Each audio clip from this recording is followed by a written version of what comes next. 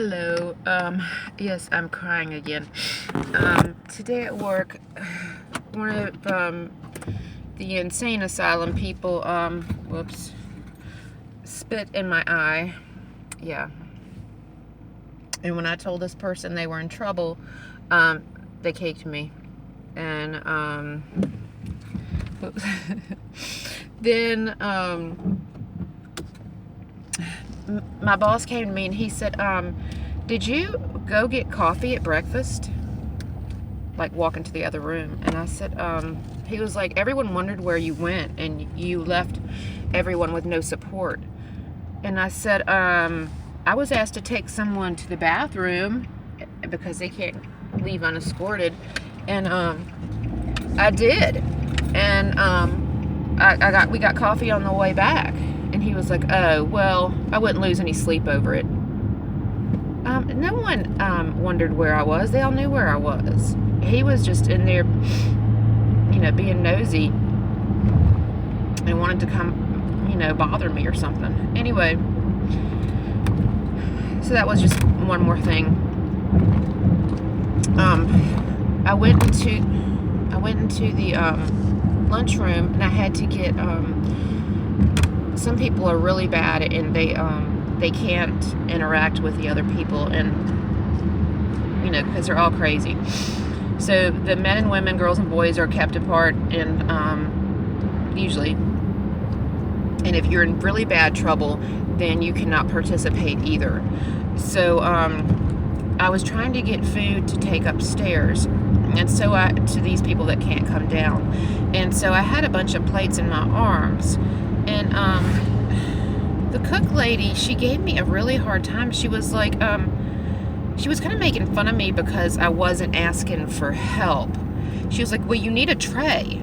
And I said, if you see I needed a tray, why didn't you get me a tray? She was like, well, I don't help people unless they ask for it. You have to ask for help. I'm pretty sure that goes against the rules of Centra. And, all the hospitals and everything. You're supposed to support everyone. Anyway, so my boss came up and the woman kind of really embarrassed me in front of him, which just, I think some days this place is just too much, and there was a lot of screaming going on today and just a lot of everything. And of course, before I leave, when someone kicks you, spits at you, or anything, there are just mounds of paperwork. And so you can't leave. Like today, I'm leaving 2 hours past my clock when I was supposed to clock out. And then when I get out in the parking lot to leave, I find underwear and shorts and clothing scattered all over the parking lot. So I had to pick those up, take those back inside. And, of course, they were boys, and I took them to the boys' side, and they make fun of me because I don't wear gloves a lot of times when I'm doing things. And I usually smell the stuff to see if stuff is clean or dirty, like when stuff that's in there. Or sometimes you can tell by just looking at something whether it's clean or dirty. But they tell me my nose is going to fall off and my hands are going to fall off and everything. But anyway. So I finally got to leave, and the weather is kind of funky and disgusting. And so I have a day off tomorrow, maybe, if I don't get called in. And I've gone in every time I've gotten called in, and which is usually on my day off. I'll come into work every day off I have when they call me, and I usually do a double shift that day. So yeah, when you work like 70 hours a week, plus I'm a full-time doctorate student, so I had work due last night that I didn't get home until 11, and I had to be at work. I had to get up at like 5 something to go to work again. So I didn't finish it. I didn't turn it in.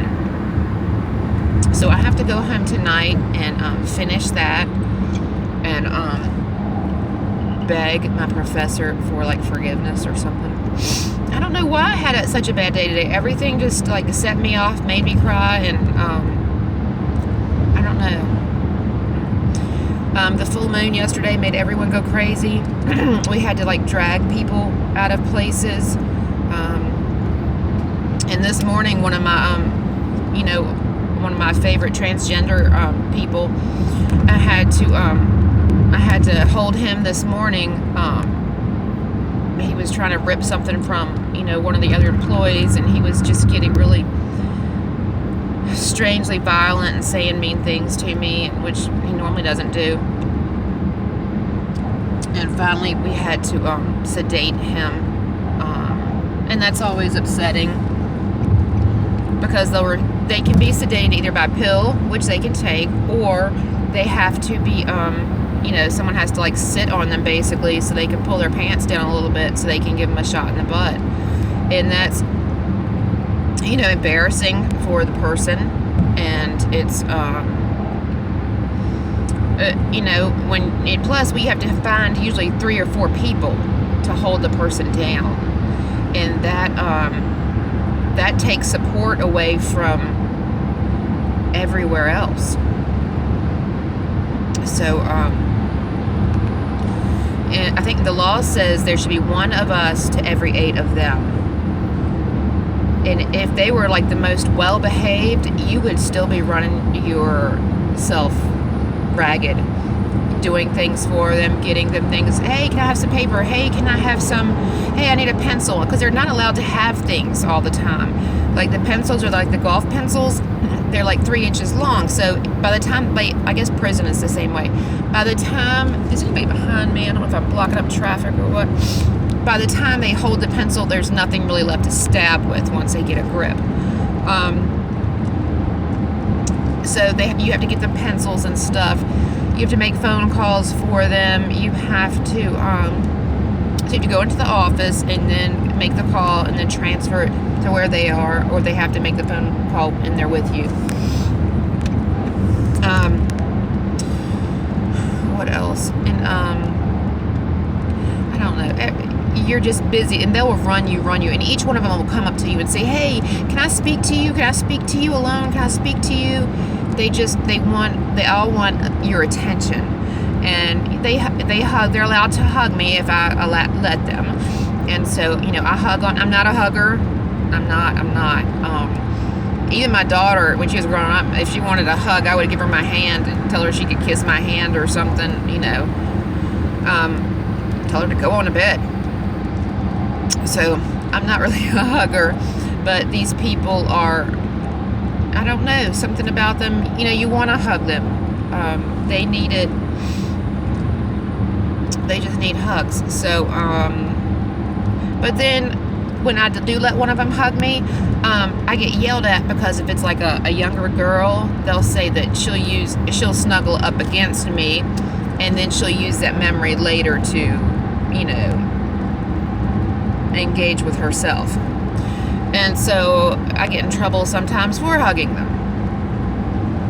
I get in trouble for everything. Oh, today I'm giving support to a group therapy session, and one of the girls has on, she has her shirt on backwards, which she would never do, and I can see something around her neck or something, and I'm like, what are you doing? And I'm interrupting, kind of like, the group therapy. I was supposed to give support to them, but she said the therapist said I could hang around, but I pulled her from the group to take her to the bathroom.